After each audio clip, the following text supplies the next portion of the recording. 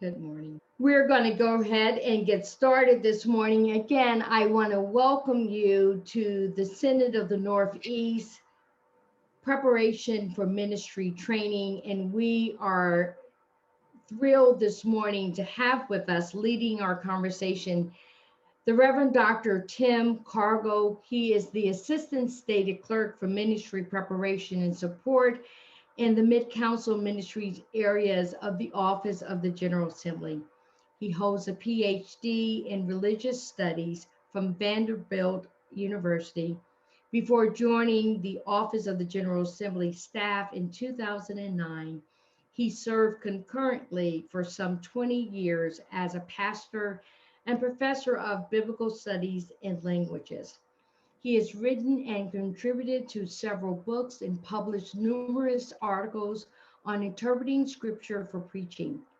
Tim is a self-described data geek, and I know that to be true, with more than just a professional interest in culture and demographic trends impacting religious practice in American society. He has written and supported the church in so much of his work.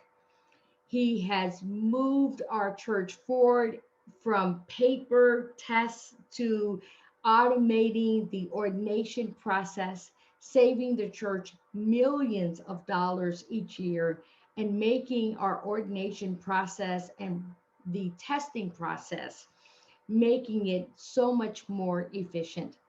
I had the privilege of working with Tim, traveling with Tim for more than 5 years, as I also served in the Mint Council ministry area of the Office of the General Assembly. I have found him to be a colleague and a brother in ministry. He is married to Sherry. They have two wonderful children, Eric and Larissa. Tim is the person who you want to go to if you have questions about the preparation process, how to understand our Constitution. And I just want to turn it over to my colleague and my friend in ministry, the Reverend Dr. Tim Cargill. Thank you for being with us this morning. It's my delight to be with you again, Sandana, and with those of you in the Synod of the Northeast, as we talk about the issues in terms of supervising those who are in preparation for ministry with the Presbyterian Church. Just as a quick reminder for some of you who may not have heard as we were coming in, you will occasionally see me kind of glancing over to the side. I have over there on another monitor a listing of things that are in the chat. So if you have a question at any point, you can put it in there. I may not see it immediately, but we will. I'll be trying to monitor that. I've got some other folks who are going to kind of keep an eye on that as well. You can also, if you have one of the newer versions of Zoom and in the reactions have the raise hand option, you can use that if you have a question, and that will bring you a little higher up in our participants list, and we'll know that we want to do that. The way we're going to proceed this morning is I'm going to do a kind of formal presentation. Certainly we'll kind of take some time along the way to kind of check in, make sure everybody's tracking with us, and if there are questions about that, but then have a formal time of kind of open questions and answers, hopefully answers at the end to questions that you may have, so that we can make the best use of this time together this morning. So I'm going to take just a moment here and begin to share my screen, and we'll get started. All right. So what we're going to talk about this morning are some basics for CPMs that what every committee member needs to know. And I'm going to do this in a kind of series of ways, starting off by talking about some things that we are seeing and learning about American culture and how it's impacting life in the church and the way that we prepare folks. And then looking at some specific responsibilities in the preparation process for the various partners, particularly the three primary partners in the preparation process of the one who is under care, their session, and the presbytery, and then looking at some tools that we have to support you in this work. So When we think about vocational aspiration in the United States today, we have been for a number of decades really focused around this idea that vocation is something that is to help us as part of our kind of self-actualization as persons. Since I was in high school decades and decades ago, the United States Army has been recruiting under the slogan, "Be all you can be." And we know that other major figures in our culture and American culture and around the world have talked about this idea. Many of you are familiar with Frederick Buechner, who for certain Presbyterians of a certain age will remember his talking about Christian vocation being that point at where our gifts and passions intersect with the world's need. And so this idea that professional development is all about us realizing our full potential as people of God, and that then those who are working with us, that's their primary function, is to help us to become all we can be. I do think sometimes that we can see when things in culture have really begun to become so widespread that people even begin to kind of wonder about them a little bit. And so that's why I've got the little panda bear with the pink plaid shorts that's also using the Army recruiting slogan of "Be all you can be." You can have a panda bear with big pink glasses who's reciting Army slogans, recruiting slogans. Something's going on in our culture. But that idea that we are to become and actualize ourselves through our vocational work kind of ties together with two aspects about the way that we have in a culture for at least probably the last 75 to 100 years have thought about professional preparation. And that is that there's kind of two pieces to becoming someone who works in a professional field. One is your academic training. You go to college, you may go on to graduate school, you may even have to do postgraduate work at the doctoral level, but there's certain basic academic requirements that are fundamental to anybody who wants to be in that field. But then together along with those formal academic requirements, there are also then some professional certification requirements. And so we're familiar with this in other fields of professions in terms of the bar exam or the medical licensing exam or the licensing exams for physicians or for CPAs. And that the point is that in order to move into a profession, one must have both some academic training, but then also some separate from that formal academic study, some kind of professional certification. And it was that combination of professional certification and academic training that made you to be someone who could be considered for a leadership role. And this fit very nicely with an understanding of what institutional leaders were, both in the church and in society more broadly. Because in order to be the leader of an institution, again, a congregation or a business, one first had to have done that academic work and passed those credentialing requirements, because it was that credentialing process of academic degree and certification exams that established the pool of professional leaders. If you didn't have those two things, then you couldn't be a professional leader. They were the kind of ticket of admission to even be considered for this type of role within the society or within the church. Once you had that ticket of admission, there was a clear process that was in place for the selecting of leaders. So there were rules about how to write resumes and who to send them to. And there were matching programs, so like in the church with church leadership connections, so that if you showed that you had the documentation to demonstrate your educational and professional certification, there was a clear process for how you applied to be considered for a position, clear process for how interviewing and selection took place. And then once you had that position, there were very well-defined roles and responsibilities. You knew what it was that the job entailed. And in fact, everything you had done to that point was tailored around what those responsibilities were. Your academic training, the questions that were on the professional exams were all geared toward making that ascertainment that you had the abilities and the talents to fulfill those responsibilities. Now, as I said, this has really been the model that we have had for the last 75 to 100 years, but it is beginning to shift and change. And we know it's beginning to shift and change, not only because, again, we can have little memes of pandas in pink plaid shorts that are using Army recruiting slogans, but we're seeing it in other ways. And that is because we're seeing a move away from institutional leaders and that model of leadership to one that sociologists are referring to as movement leaders. Now, the fact of the matter is, this has been a kind of pendulum swing in American society throughout its entire history, going back hundreds of years.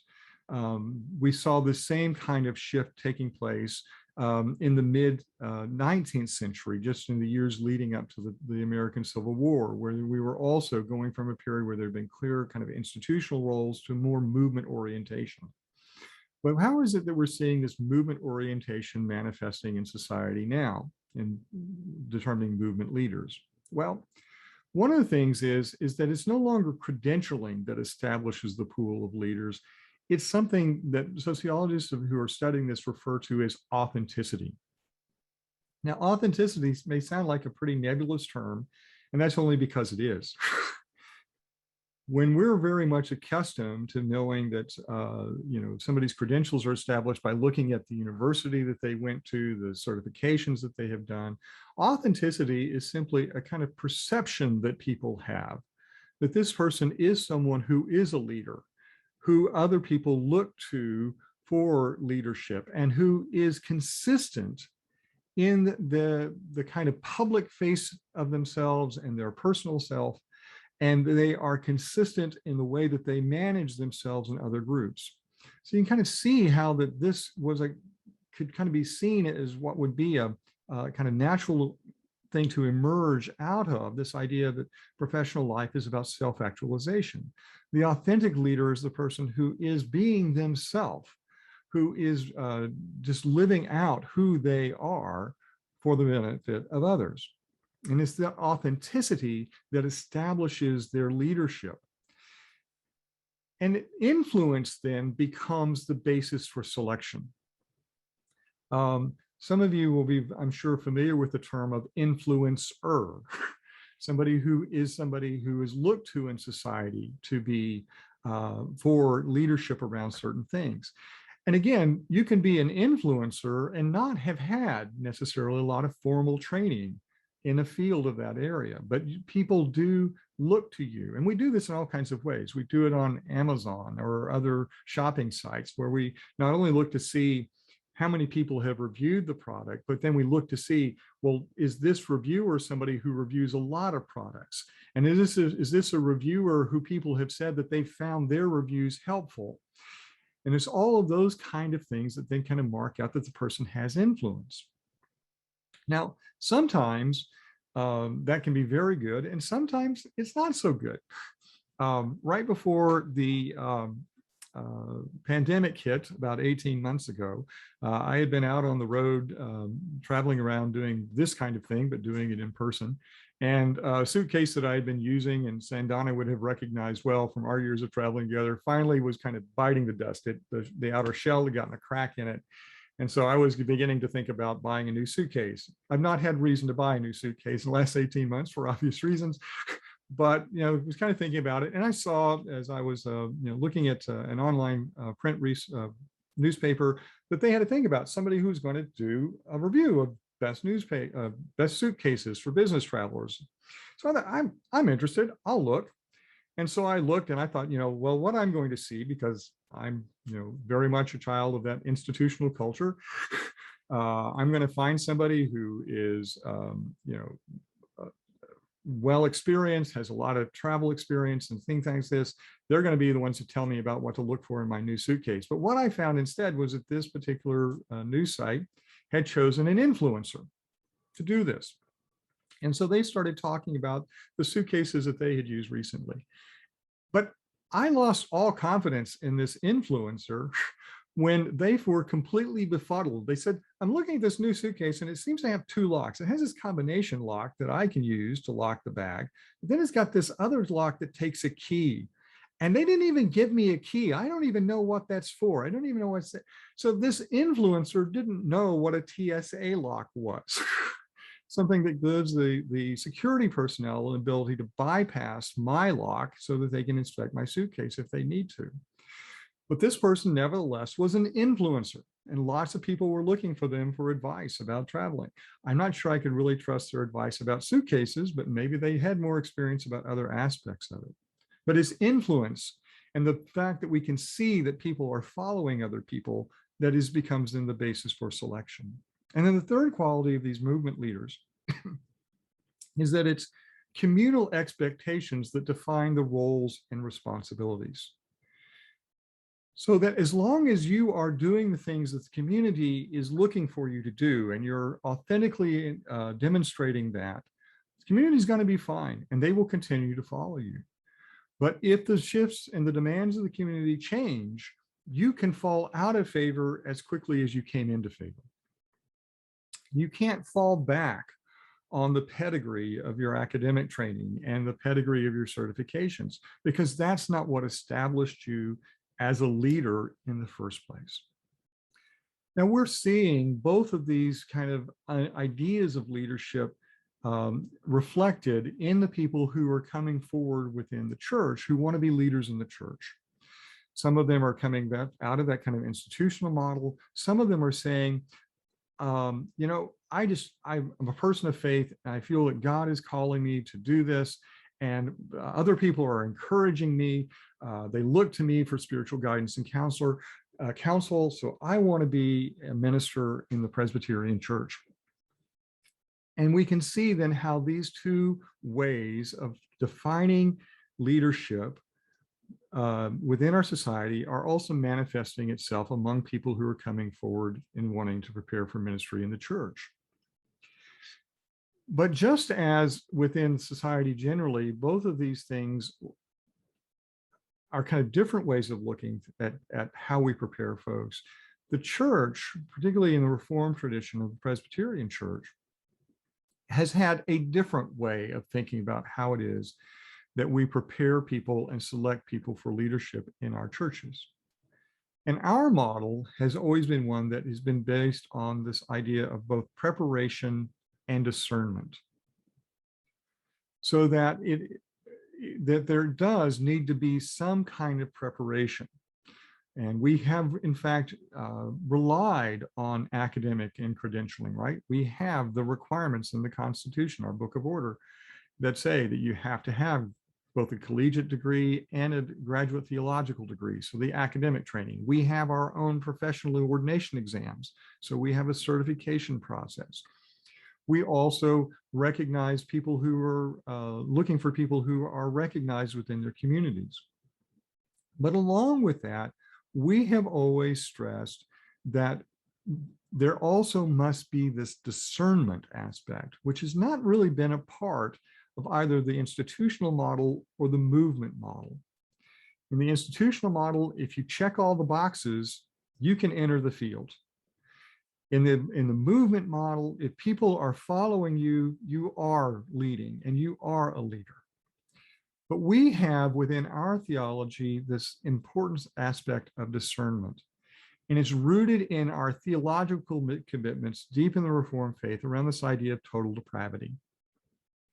Total depravity, again, hopefully you all know this, and this is just a reminder, but total depravity does not mean that everything about us is depraved.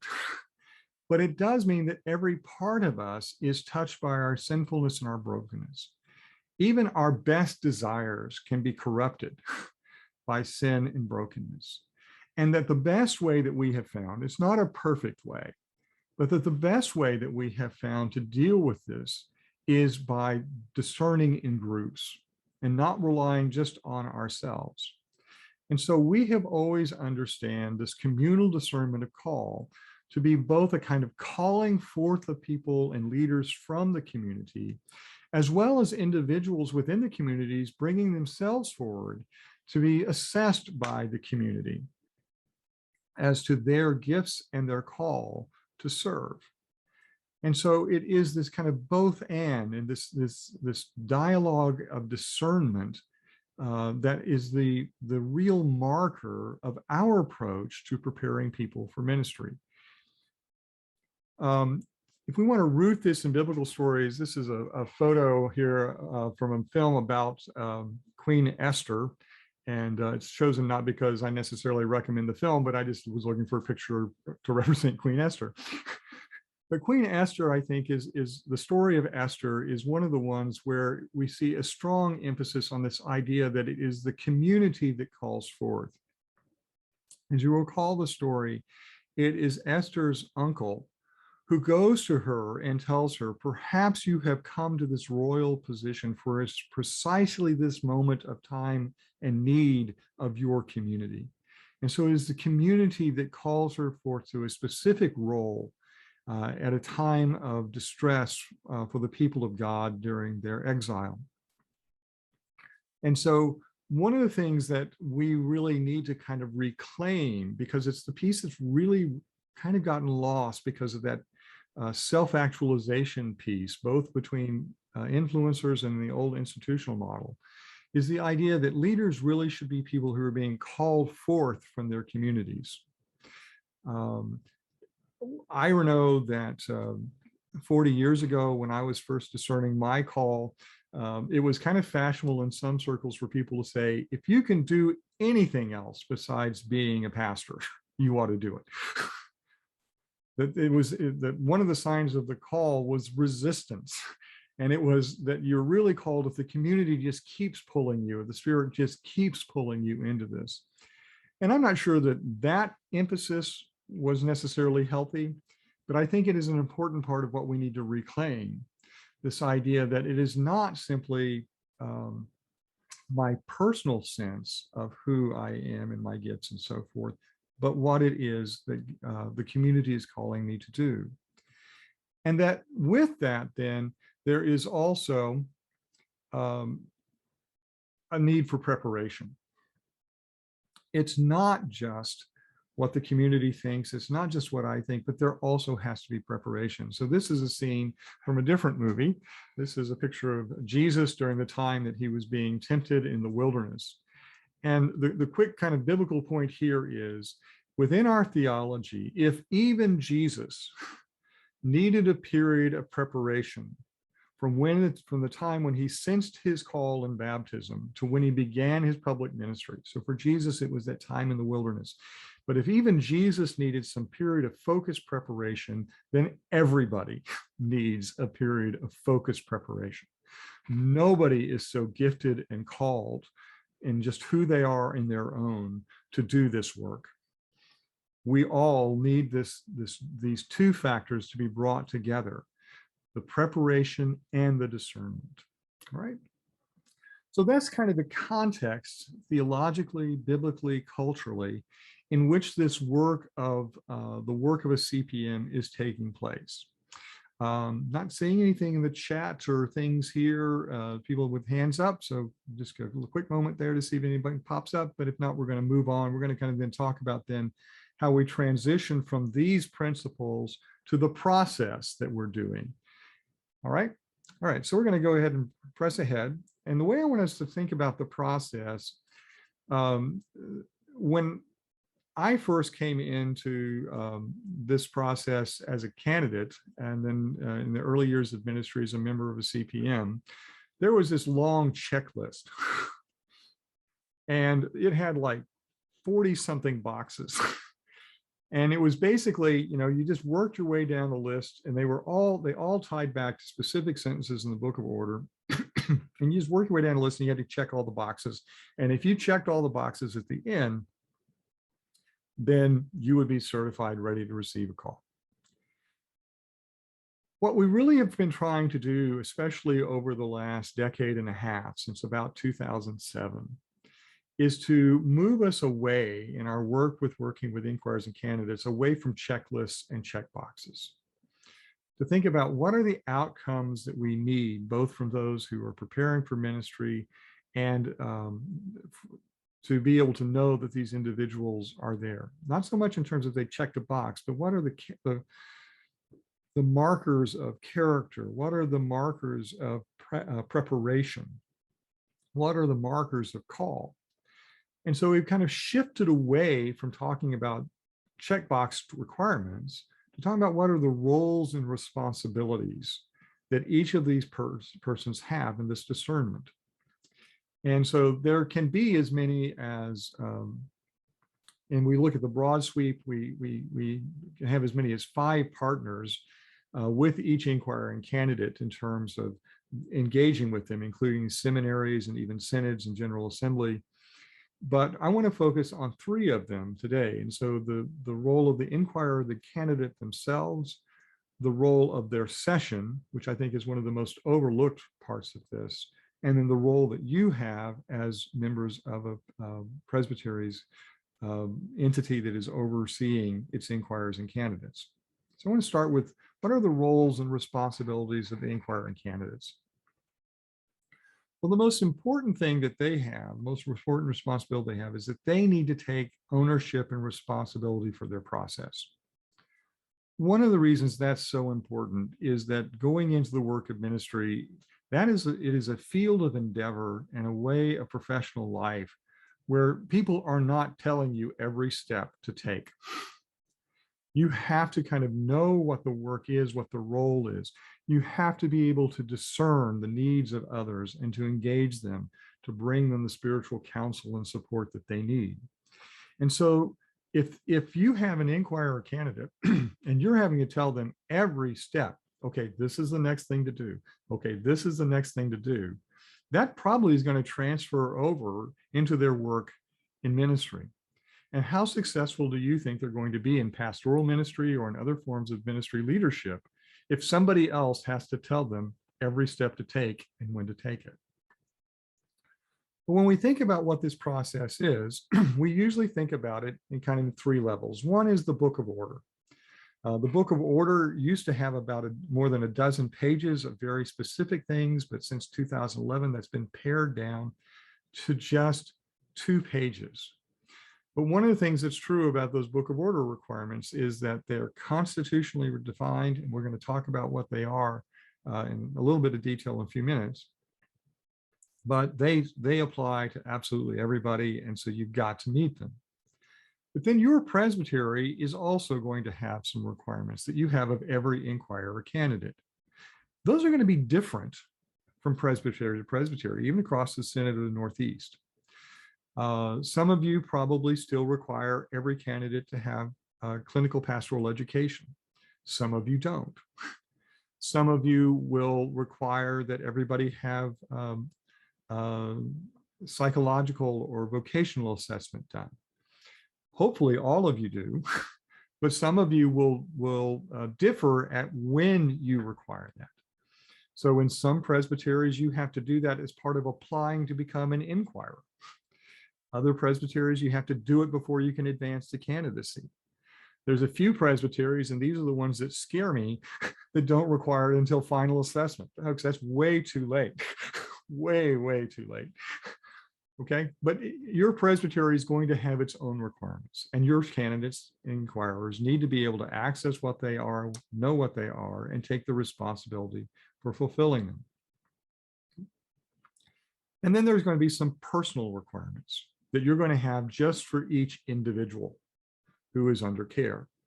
So I mentioned that some presbyteries still require clinical pastoral education, CPE, of all of their candidates. Some presbyteries don't, but they may have that requirement if a person who's telling them in their discernment, my call isn't really so much to pastoral congregational ministry as it is to a kind of chaplaincy setting. And so the CPM may say to that person, well, if that's your sense of call, even though we don't require CPE of everybody, we need you to take CPE. We need you to have that experience, that kind of training in that context, because you're telling us that that's your sense of call. And so for us to help you to explore that call and for us to help you in your preparation, you're going to need that kind of experience as part of your preparation. So this is the way we normally think about it. The book of order is the base, the presbytery has its own requirements, and the personal stuff is at the top. What I would really like to encourage you to do is, yes, keep each of those three pieces, but you need to think about them actually in the inverse relationship, so that the personal really should be the foundation. And it should be the broadest range. What are the things that you need this individual under your care to do to help them refine their sense of their call, to help them develop the gifts that they have, to help them develop skills in areas where they're not kind of naturally gifted? Your presbytery sets of requirements should be somewhere in the middle, because those book of order requirements are really quite limited. They really can quite literally be counted on the fingers of your fingers on one hand. We'll do that in just a minute. There's only about 5 things that are even there. So as you're working with your inquirers and candidates, I really want to encourage you to individualize the process to them. What are the things that you can ask them to do that will really help them develop their own sense of call, to deepen their understanding of their gifts and talents, and to help them in their personal individualized preparation? The second thing that needs to be a responsibility for your inquirers and candidates is that they need to take the responsibility to maintain communication. They need to be regularly reporting back to you about what they're doing and what they're learning about themselves and their gifts for ministry. If the only time you hear from them is when you're communicating out and asking for a response, that's a problem. Again, think about a pastor. If the pastor can only respond, if the pastor can't maintain communication with the people with whom they are in ministry, how successful are they going to be? This ability to maintain communication, to keep people posted, to share what you are learning about yourself and your spiritual life, these are fundamental to the work of ministry. And then the third thing that they need to be able to do is to engage in a genuine discernment, being open to a new concept of their call and the response to the community. So it is looking at their passions, their gifts, but it's also listening to what the church is doing, what the world is calling them to do, and being mindful of what the barriers are that are there. Sometimes people in this process will go in directions they never imagined. About half of the people who enroll in seminary for the last decade, the Association of Theological Schools tell us, enrolled in seminary with no sense at all that they were preparing for vocational service in congregations and churches. Their interest in going into seminary were completely other than that. But in the context of that seminary study and life, they hear that call. So they're hearing it from somewhere else. And so inquirers and candidates need to always be open to a new understanding of what their call to ministry is, from you and from those field supervisors, from the congregations and places where they're doing ministry in their preparation process. Because frankly, that's also a part of what being in ministry is. As Sandana pointed out, I was involved in pastoral and academic ministry for 20 years before I came to this job. At about the 18-year mark, I had a chance to participate in the Board of Pensions Credo program, which was a kind of time to go back and do kind of vocational assessment, reassessment where you are. And it was in the Credo program, as part of my vocational assessment, that the counselor that I was working with said, have you ever thought about doing work in kind of the denominational leadership structures? And I looked at that individual, somebody I have tremendous respect for, and I said, the thought has never crossed my mind. Nobody's ever suggested it to me. I love what I'm doing. It brings together, I think, my gifts and my sense of call. And he said, well, I just want you to think about it and be open to it, because I think that may be the next phase that you'll be going to. And it was about 6 months later that I was first approached to consider taking this job that I've now had for another decade. So this idea of being open to a new concept of what the community is calling us to do and the way that God is calling us to use our gifts is something we have to have and develop in our inquiry and candidacy period, but maintain throughout our ministry. I won't put Sandana specifically on the spot, but I don't know that she started out thinking that she would end up being a Synod executive. And so these are the kind of things that we have to be open to, that God will lead us. And this is what we're really calling for our inquirers and candidates to do. Let's talk about the responsibilities of a session. For many, the session has been the weakest link in this whole process for years and years and years. Sessions have been kind of seen themselves as, we are so delighted that after years, we finally got an inquirer candidate. Here they are, we hand them over to you as the presbytery. Let us know when the ordination ceremony is going to happen because we want to be there.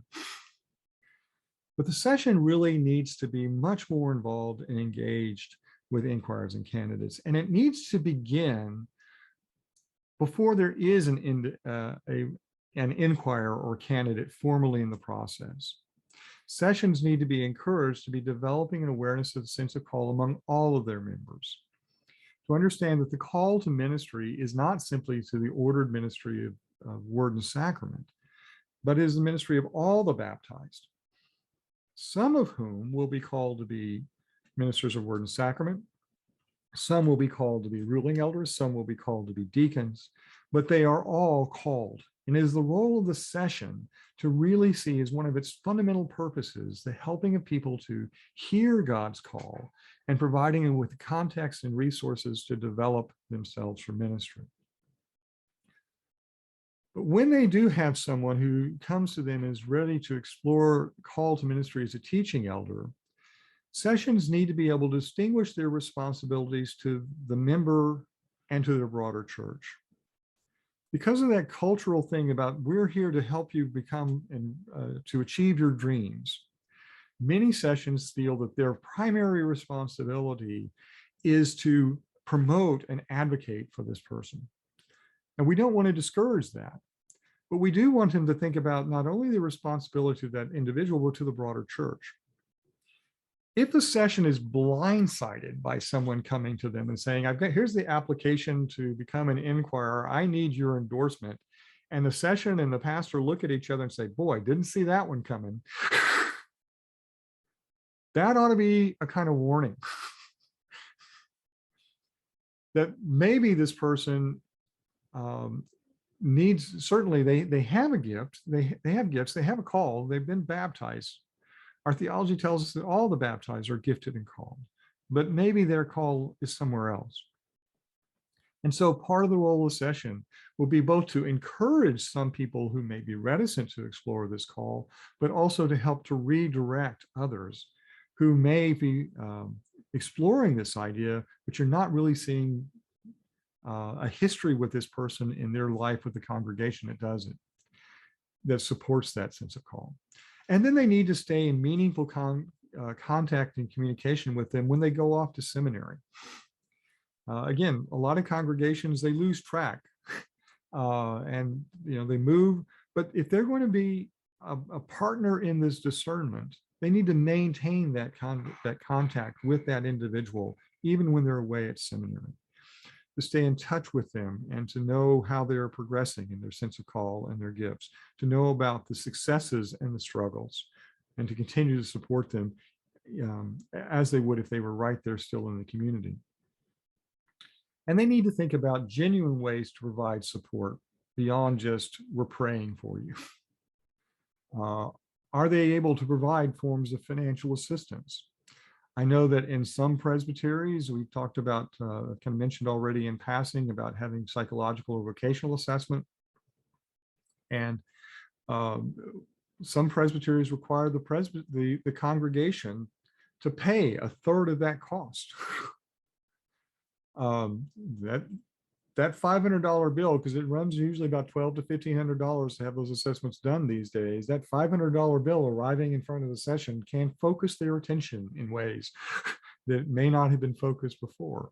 But are there other ways that they can provide support? Maybe helping to pay for textbooks for a semester of college, or even help toward tuition or whatever. But what those kind of things. Certainly providing advocacy for the person with you as the presbytery to explain and to report to you the gifts that you have seen for them that they have in ministry. And again, as I've already said, providing an honest appraisal of their gifts. Being honest with them. If you're saying you want to be a teaching elder in the church, but every time we've asked you to teach a Sunday school class or be involved in teaching something for the youth, or just help us for a week of vacation Bible school, you run in the other direction. We're trying to figure out how your gifts that we have seen fit with this call. Those are the responsibilities of a session. Presbytery.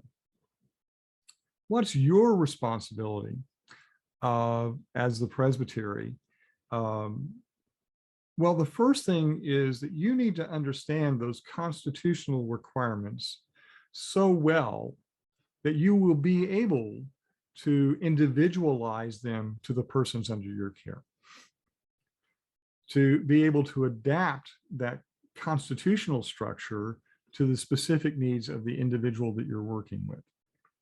So our process really has 3 stages, though we only give it 2 labels. The first stage is inquiry, and the Book of Order says that it is about discerning with the individual their suitability for ordered ministry. Now, one of the things that I point out again and again and again to CPMs is that in that paragraph in the Book of Order that talks about the purpose of inquiry, it simply says suitability for ordered ministry. It doesn't say suitability for ordered ministry as a teaching elder. It says suitability for ordered ministry. And so part of what should happen in the discernment is the session and the presbytery working together to determine, is this person suited to the ministry of word and sacrament, or are they better suited to the ministry of a ruling elder? Are they better suited to the ministry of a deacon? Are they better suited to ministries of the church that are not in orders of ministry within the Presbyterian Church?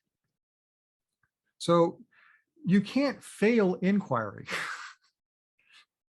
because the point of it is to engage in discernment about the suitability of a person to enter ordered ministry and into which ordered ministry.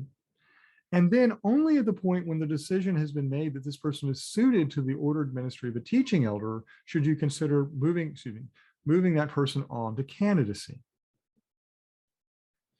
And in candidacy, we now add another layer. Book of Order, in talking about the purposes of candidacy, talks about their preparation and their fitness for ministry. So it is really at candidacy that we really begin to focus on the specific preparations that are necessary to become a minister of word and sacrament. Because again, if the inquiry stage is saying that's really not your suitability is something else, and we need to get them prepared for that something else. So the preparation focus really comes in at the candidacy level. Suitability doesn't go away, though, even though the Book of Order refers to it a little differently by the term fitness now. Fitness and suitability really are kind of synonymous, and they're kind of broad terms, but the Book of Order, in another point, is going to give us kind of what I think is the precise definition of this term. And it does it, if I hit the right button, it does it in the context of when the Book of Order talks about final assessment.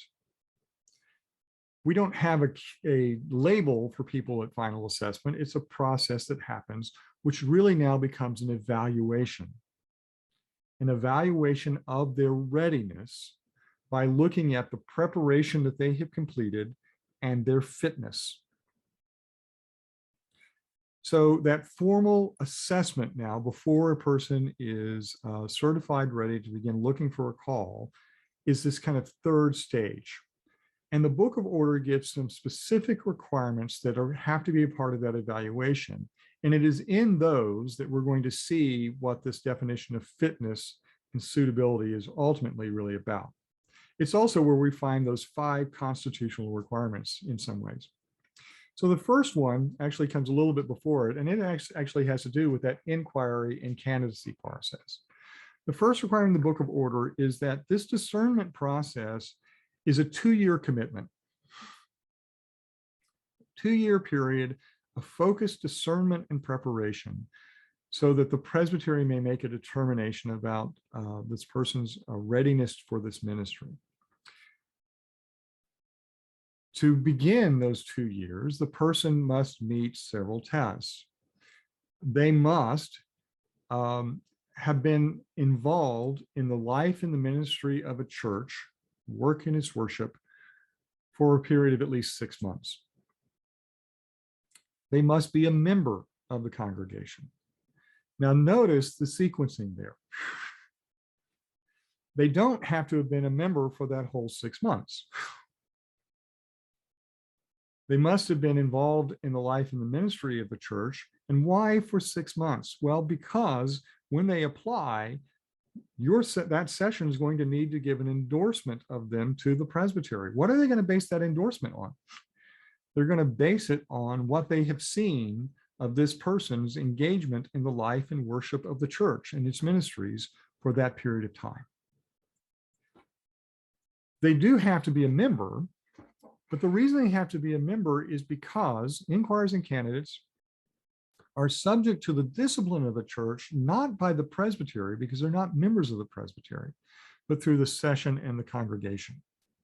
And so that's why Pearsons must be members of a congregation. So this is one of the things that sometimes comes up with folks we're seeing now who may be involved in new worshiping communities or an immigrant fellowship or something. And so they don't have a membership in a congregation and they're wanting to come into the process. And so the question comes up, well, why do I have to be a member of a congregation? That's why.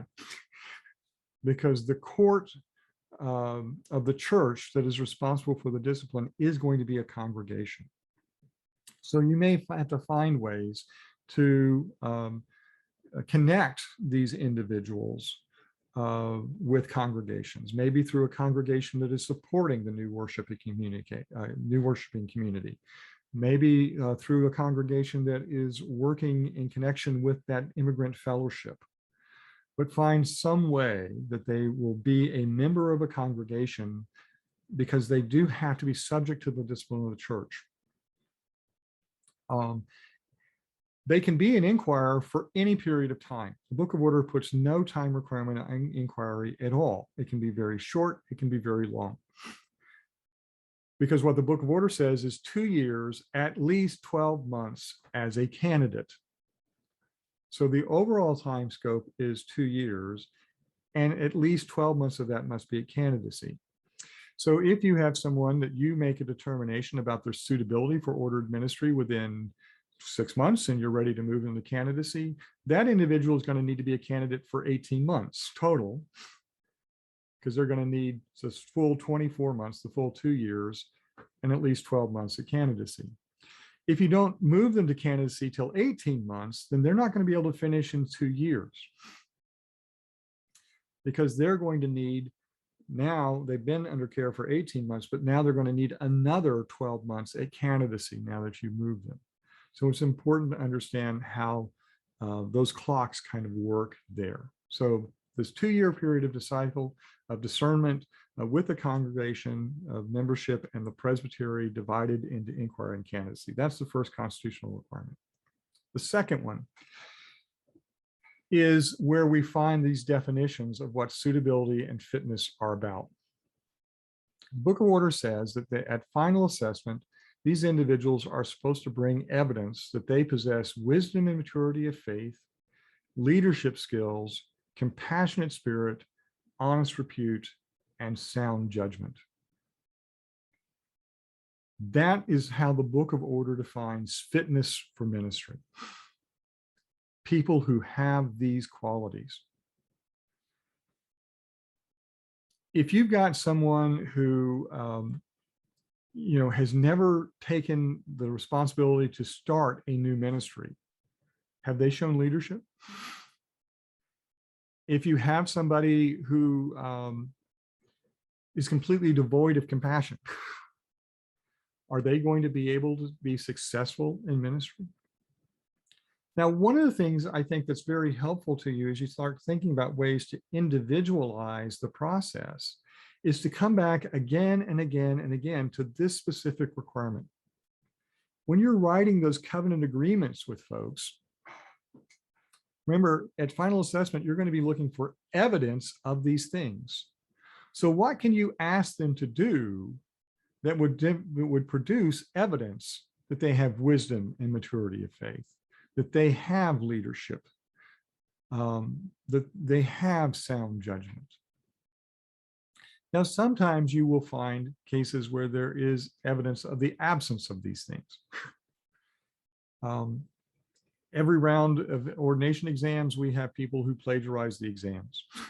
And I get the unfortunate duty of contacting presbyteries to tell them the PCC has found plagiarism in these ordination exams.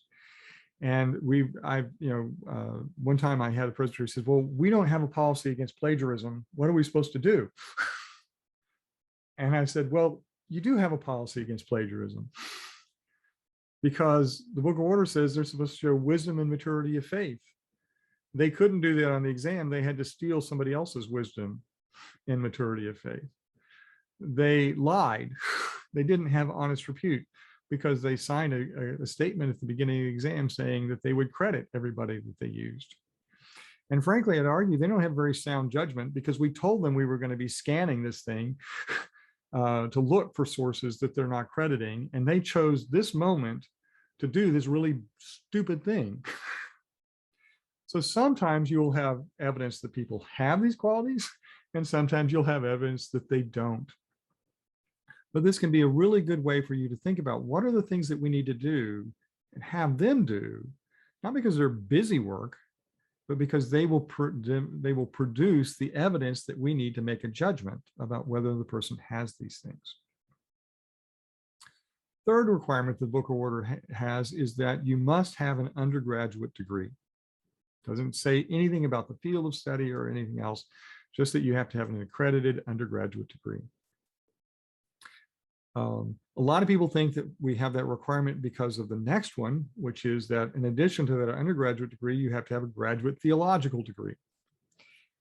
Well, in fact, that's not why we have that requirement about the undergraduate degree, because you can get into seminary without an undergraduate degree. The Association of Theological Schools will allow each seminary to admit up to 10% of its class each year without an undergraduate degree. So why do we have it?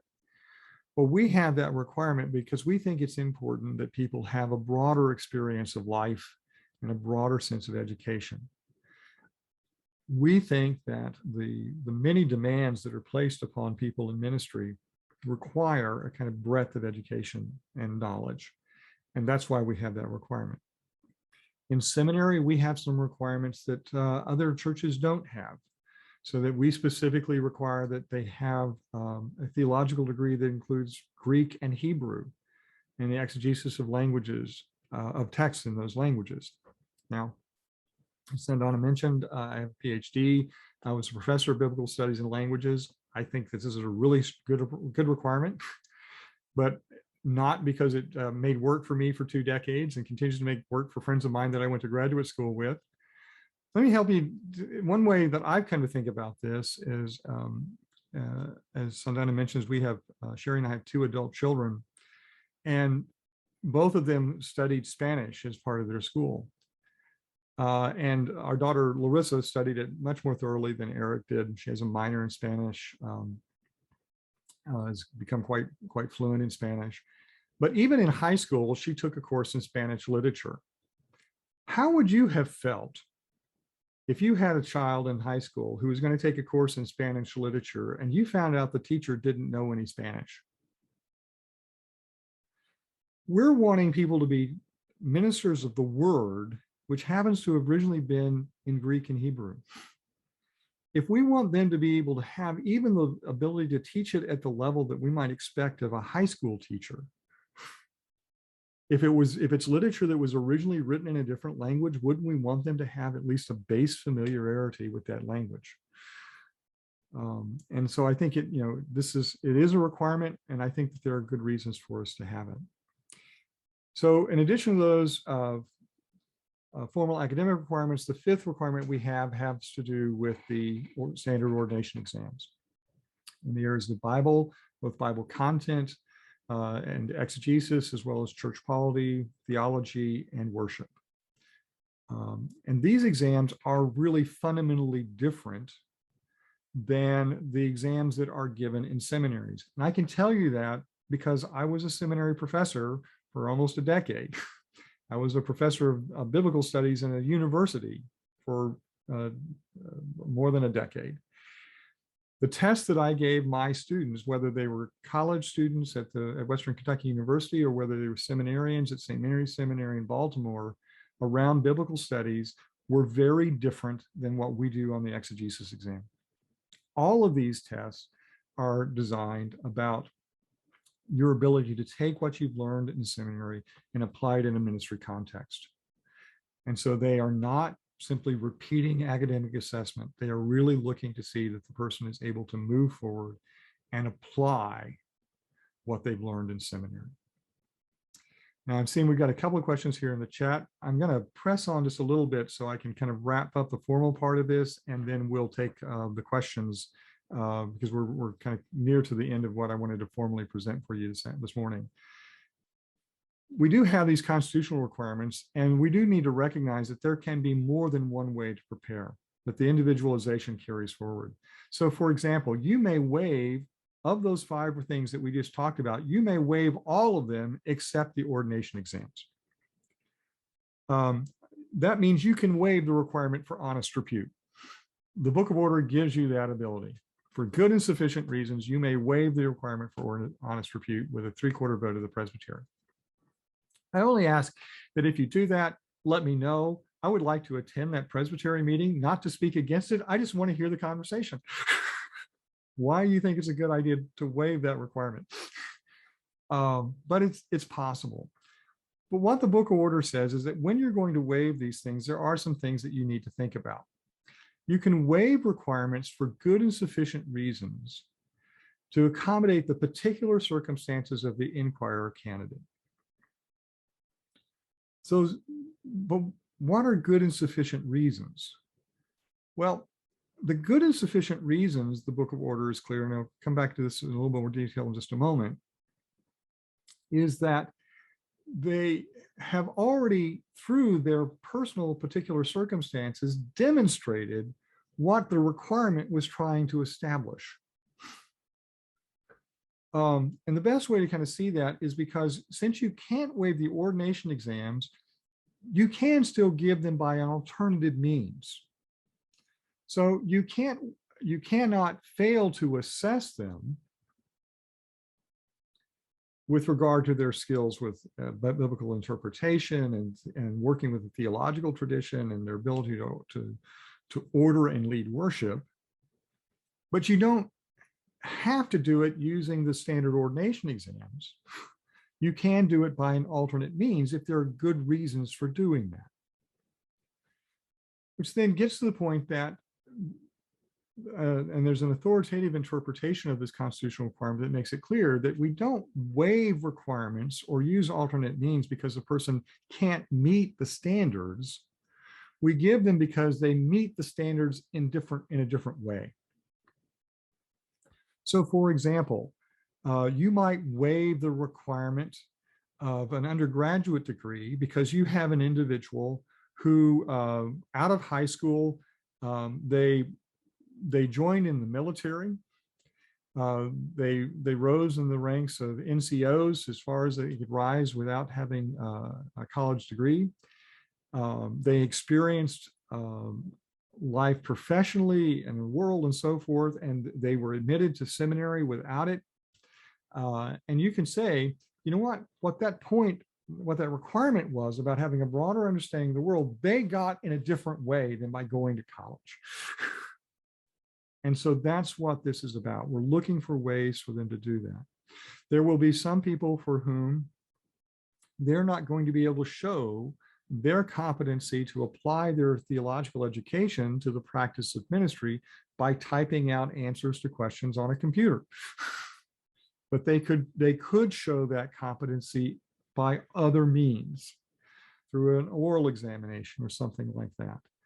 And so that's really the point of waiving this, is that the person has demonstrated that they have the competency that we are concerned about, but they have done it in a different way, either previously or in the case of the ordination exams, through an alternate structure of assessment than the standard written tests. So the question will come up, when then should you consider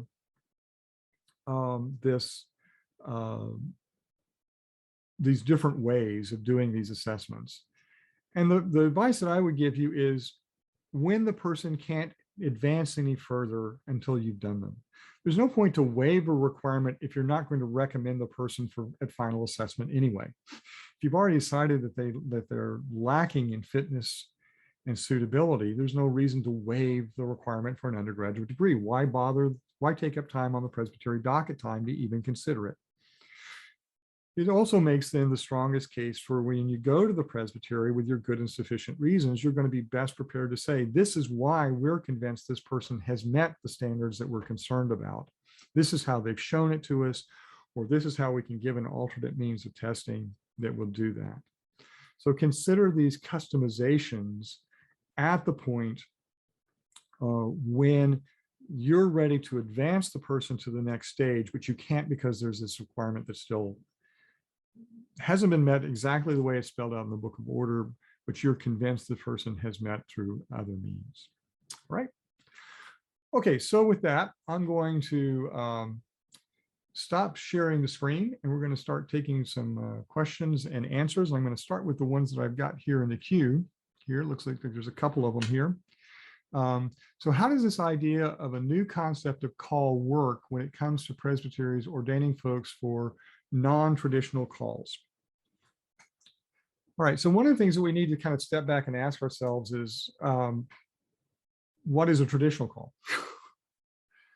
For most of us, the kind of default for that is call to congregational leadership as a pastor. And so even a call to chaplaincy kinds of ministry for some of us would be considered a kind of non-traditional ministry. I think that one of the things that we need to do is we need to do two things. The first of which is to continue to kind of push folks to be open to that broader discernment of where it is God is calling them. They may feel right now that their call is definitely to a specific thing. The same way that I was certain for the first two decades of ministry that my specific call was to be a pastor and a professor. So it was certainly incumbent upon my presbytery to be sure that I was prepared to do those things. But we do want to be sure that they're maintaining open to a call to something else, because A, they may not get a call to their heartstring. They may need to answer a call from the community to something else. But whatever that is their heartstream and their deepest sense of call, be sure that you are doing the things that will help them to do that. So again, I mentioned already in kind of passing, if somebody's telling you that their sense of call is to chaplaincy ministry, then you need to absolutely require them to do clinical pastoral education. That's non-negotiable at that point. They need the preparation that it will bring. They need the experience of ministry in that context so that they can explore is that really their call? Is that really where their gifts align? And those kinds of things. The second thing that you need to do, though, is that you need to have a kind of frank conversation with them about that you, in your role with the presbytery, about preparing them for a possible call, you will never make this decision as the traditional CPM about whether they get ordained. It's not in your hands. The farthest down the road that you can take them is to certify them ready to be examined for ordination pending a call. It is another role of the presbytery to determine if they have a call to ministry.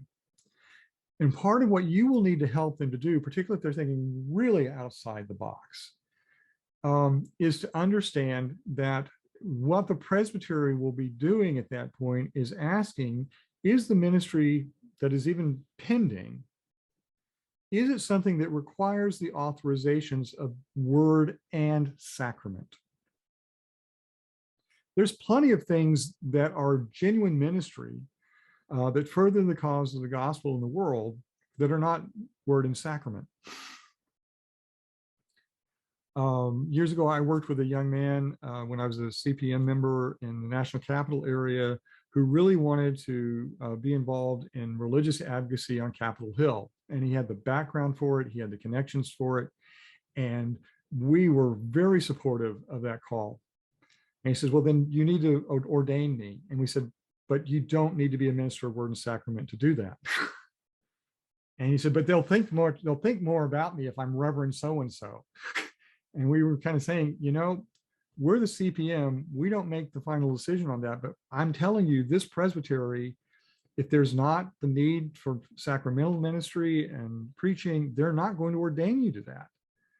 It's not to say it's not a valid or important ministry.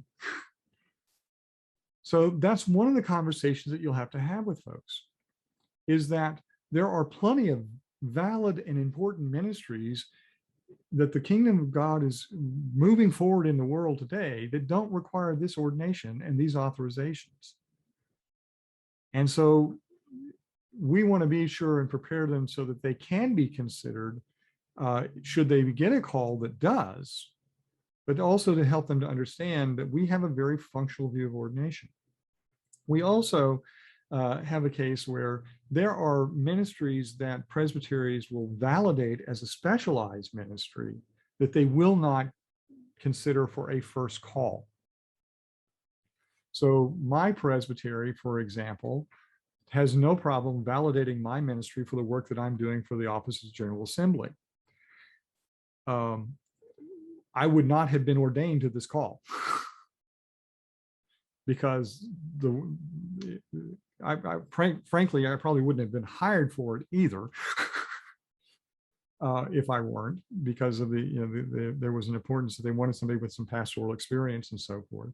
But let's say that it's a different position within our colleagues. So I have colleagues, Sandana Former's colleagues in my area, the Office of General Assembly, who are not ordained ministers of word and sacrament because the work doesn't call for it. And my presbytery wouldn't have ordained them. And some of them are seminary prepared. They have seminary degrees, but the presbytery is not going to ordain them to that work, even though it's for the Office of the General Assembly, because it's not, their responsibilities don't require those authorizations. So part of the conversations you need to be having with folks who are thinking about really, really outside the box non-traditional calls is to help them to understand our theology and polity around ordination. All right. Second question I've got here in the queue. Does a theological degree equal an MDiv? The answer is that depends on your requirements in your presbytery. The Book of Order does not specifically require the Master of Divinity degree. I do not have a Master of Divinity degree. I have a seminary degree in theology and scripture studies.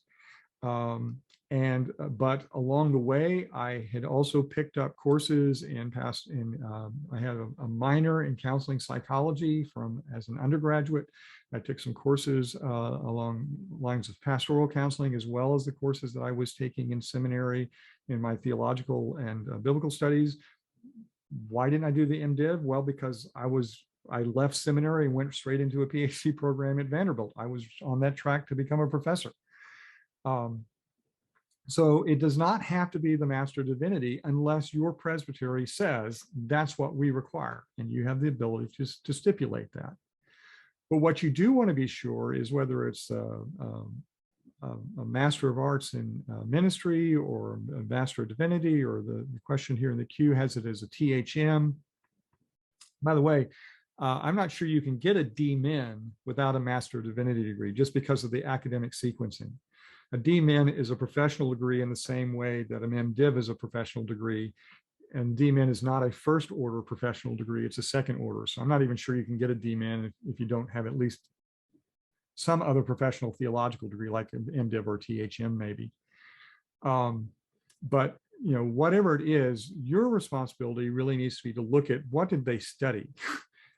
have they had the breadth of training and course of study, not only that meets the constitutional requirements, that will provide them with the training that they're going to need to be successful in ministry.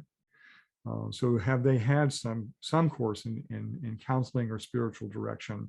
Have they had training in worship and the ordering of worship and so forth? So and one of the other things I would point out in this day and age, when even our PCUSA seminaries are strongly ecumenical, and I say that with pride, you need to be looking, you can't simply assume that because they went to Princeton or Pittsburgh that they've had Reformed theology. Who did they study theology with at those schools?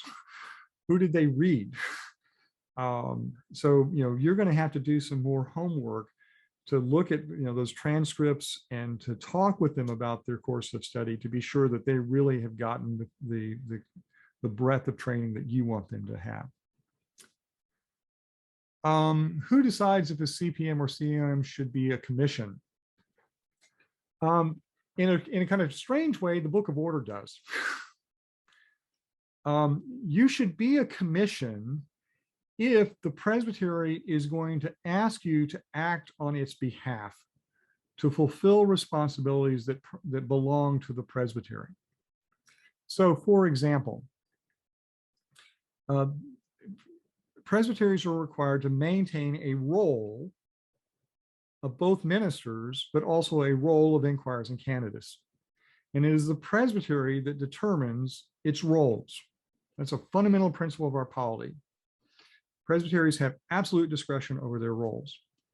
So if your presbytery is saying, we don't want to have to take a formal presbytery action every time we admit an applicant to inquiry, we want you to make that decision for us as a CPM, then the Book of Order requires that you be a commission,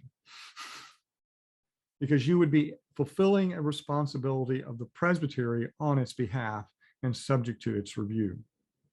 So if you have no specified authorities of the presbytery that you're being asked to do, which could also involve advancing the candidates and so forth, if you have none of those authorities that belong to the presbytery is asking you to exercise on its behalf, then there's no reason for you to be a commission. And in fact, you won't be a commission, because what will make you a commission is the delegation of those authorities. It's the action of the presbytery that stipulates what those authorities are and delegates them to you. There are actually some advantages to not being a commission.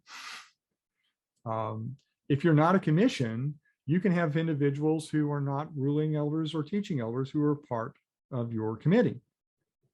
So if you've got somebody who is a really good vocational psychologist, but not a ruling elder, and you'd love to have them on your committee, you can do that if you're not a commission.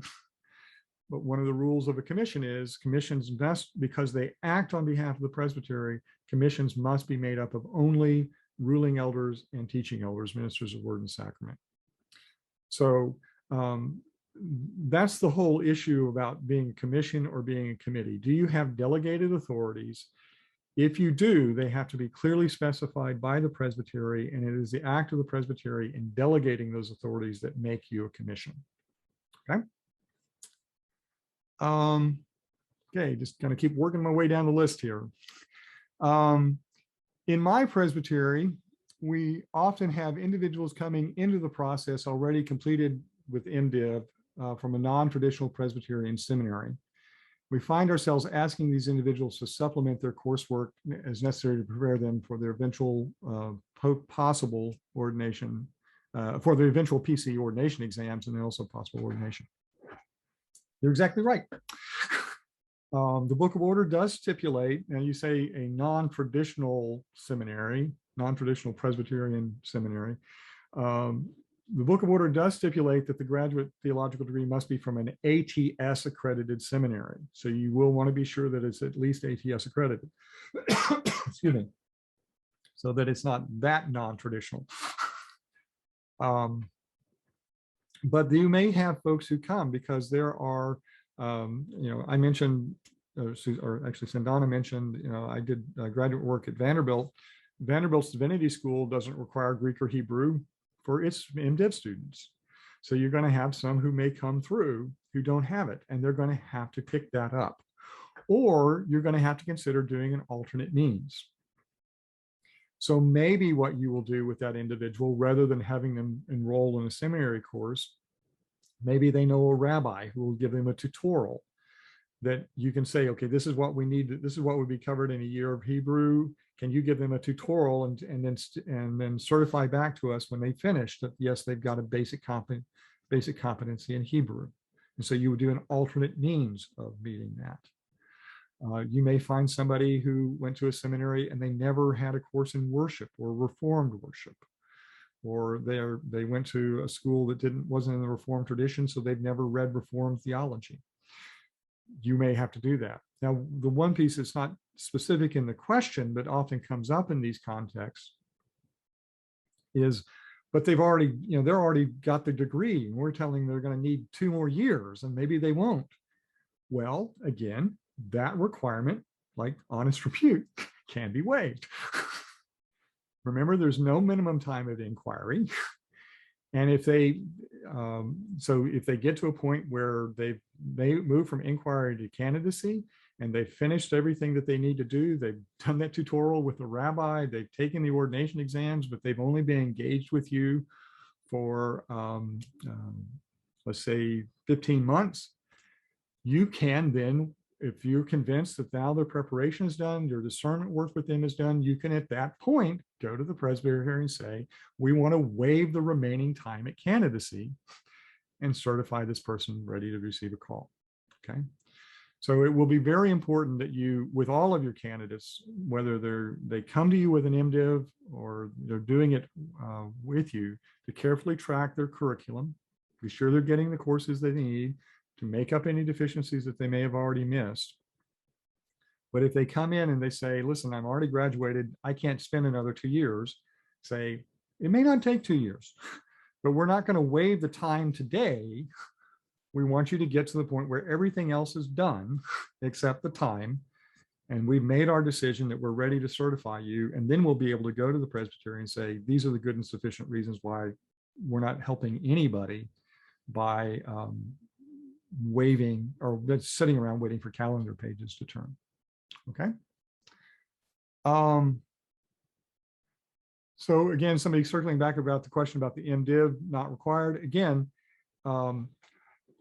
what is required by the Book of Order is a graduate level ATS accredited theological degree. It doesn't have to be the MDiv. You may simply say to your candidates, our experience tells us that you won't get the breadth of training that you need if you don't go the MDiv route. And so if you do go an MDiv route, you may need to do some other work for us. The other place that, by the way, that you might see this is that the MDiv is really pretty much an American degree. There are other places in the world where what we call a Master's of Divinity degree is a Bachelor's of Divinity, because it is a first order degree. In strict academic parlance, there's historical reasons why it's an MDiv now for us and a Master's of Divinity, but I won't bother you with all that. But so you may have somebody who's coming who studied overseas, and they've got a different kind of degree with a different name, and you may have to assess it. So there's a lot of reasons why the Book of Order doesn't specifically state it has to be an MDiv. But the important thing is that it include the constitutional requirements of Greek, Hebrew, and exegesis of text in those languages, and that the theological degree give the breadth of theological training that's going to be necessary for them to be successful in ministry. I think I just got the next question about seminaries from other countries. Again, what you may need to do, what you'll want to do is to assess what was the work that they did, look to see if its accreditation is not with the ATS, which could be, ATS is also in Canada, but let's just say it's a seminary from Mexico or somewhere in Central America. See if there's a reciprocity agreement on its accreditation. That can be helpful to you. But you would have to then go at some point to this presbytery before you certify them ready to say they have a graduate theological degree. It's not ATS accredited. We've done our due diligence. We're satisfied that the training that they received is on par with what they would have gotten here and that they are ready. And we're asking you to waive the specific requirement for an ATS accreditation. Okay.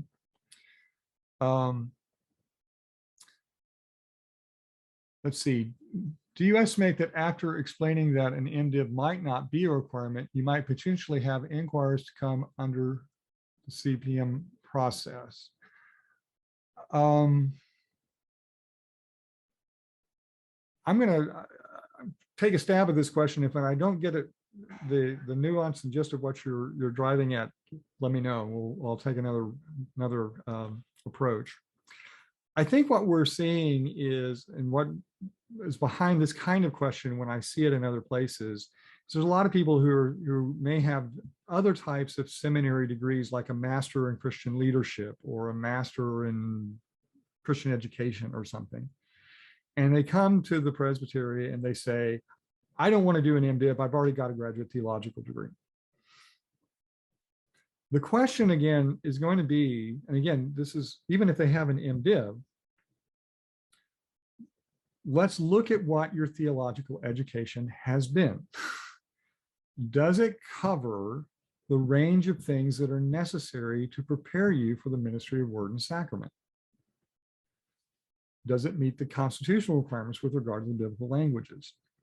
So, there are folks who are, and I do get calls fairly regularly from individuals who will say, we have somebody that we've already taken under care. And they say, I've got a Master of Art in Christian Leadership from, I think Fuller Seminary is one of the places that offers that degree. There's others. And they're saying that they don't want to do the MDiv.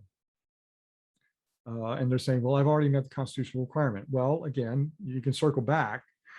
Did that Master of Art in Christian Leadership cover at least the biblical languages? Probably didn't. So you're going to have to do at least that. But you're also going to have had some courses in Reformed theology, which even if you had the MDiv and you hadn't done those courses, we would require you to do anyway. So one of the other things that you sometimes do have to have a kind of pointed conversation with inquirers and candidates about is that you have absolute discretion to determine when this person is prepared and when they are fit, and you are certifying to the church that they are ready to be examined for a call that would require their ordination to the authorizations of ministry of word and sacrament. And so, some folks are going to push back and say, but I've already got it. Say, but it doesn't include these things. And so these are things that are necessary for your broader preparation. Another question here. It's not just about people feeling annoyed about the extra schooling. An MDiv or similar degree is very expensive and often prohibitively. The cost of education is an issue, but there are ways that it can be addressed. And interestingly enough, having myself, two children who we put through college and got them through debt-free and have had to navigate their own graduate studies, I can tell you it's actually easier in some ways to get funding for a Master's of Divinity degree than just about any other master's degree.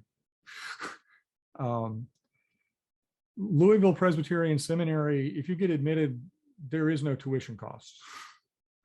A lot of seminaries have programs that can greatly help. What we're hearing about educational debt among people going into ministry, a lot of it is debt that they're carrying in with them from undergraduate study. Now, is every seminary providing that kind of financial support? Absolutely not. But just as individuals may have to make choices about what kind of car they drive based on what they can afford, they may have to make decisions about where they do their theological education based on where they can find fundings and support. It is, professional and graduate level education is not cheap, but the church has found that it is important to prepare folks for ministry. There are other ways to engage in pastoral ministry in the Presbyterian Church that don't require it. We do have the ability to commission ruling elders to limited forms of pastoral service. But when we do that, we recognize that these individuals have not completed the training that we require of an individual to go out and do this ministry. And so we require that they must be in a mentored relationship of direct supervision with a minister of word and sacrament. And so that we are moving them through a kind of different kind of theological education, if you will, that kind of goes back to an older apprenticeship model. So we do have other ways for people to live out a sense of call to even pastoral forms of ministry that don't require this. But we have found that this level of theological training is important and fundamental to the work of ministry. If you press me on why I think that that's the case, is if we think about the orders of ministry and the fact that we put tremendous emphasis on shared ministry. Even as a minister of word and sacrament, I cannot administer the sacraments by myself. It is a shared ministry that I exercise with a ruling elder. So in some respects, and I think this was the real value of the brief period where we really brought to the fore, and it was never we got rid of one and used the other, but when we really brought to the fore our historical use of teaching elder. The real responsibility of the teaching elder, yes, the teaching elder, the minister of word and sacrament, has the responsibility to teach the whole congregation, but their primary, fundamental responsibility is the teaching of those who are in the ordered ministry of deacon and ruling elder. They need to be prepared to take those individuals beyond even just the general training that we provide in the faith and in ministry to those in the congregation so that they can share in the leadership of ministry. And that's why that advanced training in theology, that advanced assessment of their ability to apply that training to acts of ministry is so fundamental and why we have it. And I think that's one of the things that sometimes needs to kind of be explained to folks when this gets kind of really just seen in terms of what it's going to cost me versus what my salary could be at the end of that. We got started a little bit late, so I'm going to take one more question, Sandana, out of the queue. And I think that'll get us to about the 90 minutes that we were going to spend in conversation and so forth. So does auditing an MDiv level course count if that person needs to gain knowledge and understanding in an area, fulfill the requirement? Frankly, I would say that you need to think about auditing. In its best case scenario, it's like someone who kind of takes a class pass-fail. You are going to want to be sure that if they audited it, did they actually do any work? Or did they just sit there and listen, right? Did they do anything that would be applied? Now, maybe if they're auditing, that the professor is not going to agree to be the one to grade and assess that work. So you may have to say, yeah, okay, we'll let you audit. Maybe you've got, I know, for example, this, I think every school that I've graduated from allows their alumni to come back and audit courses for free. It's not practically responsible, since not a practicality in many cases because I don't live in those areas anymore, but it's at least theoretically possible, right? So maybe they've got a situation like that where they say, well, I could audit this and it wouldn't cost me anything, but the professor is not going to grade my work. So you say, all right, fine, we'll grade it. You go ahead and write the papers and so forth, and we'll look at them. And whatever. So you just need to be sure that if they're auditing, that you've got some sense that they've really done the work. Now, the one place where you will run into the issue, and again, you can deal with it by doing a waiver, would be the Greek and the Hebrew, because it says a transcript showing, and the idea transfer with coursework, right? So the specific language there is it would have to be at least a credit course in Greek, Hebrew, and exegesis of those languages. So just auditing those is not in itself sufficient. So if that's all they have is an audit for those, you would then have to go back to the presbytery and say, we let them audit it, and this is how we're satisfied they didn't just sit in the class doing crossword puzzles, that they actually learned some Greek or Hebrew along the way. To give a good and sufficient reason why we're satisfied that they've developed those competencies. Sandana, it's been great to be with you. I do want to honor folks' time. So let me just very quickly say before I kick it back over to you, if you have other questions, feel free at any time to send me an email, give me a phone call. I am, as Sandana will remember, I am your per capita dollars at work. I am on call to you to do this and to provide you with the support. If I can ever be of assistance in helping to provide training for your CPM, or even in these days when everybody's meeting by Zoom, if you just need 15 minutes of my time to kind of help you think through an alternate means exam or something like that, and you would like me to sit in with your Zoom CPM meeting, send me an email. Let's set something up. I've done a good bit of that even before the pandemic. I've done even more of it since the pandemic, since the committees were already meeting online. But anytime that I can be of assistance as you're thinking through these issues and how to apply them to the folks that are in your care, don't hesitate to reach out to me. I'm glad to assist you at any time. Sandana? I thank you so much, Tim. I knew that you would be in for a wealth of knowledge today, and I thank Tim for being a part of our conversation and leading us. Would you help me in thanking him?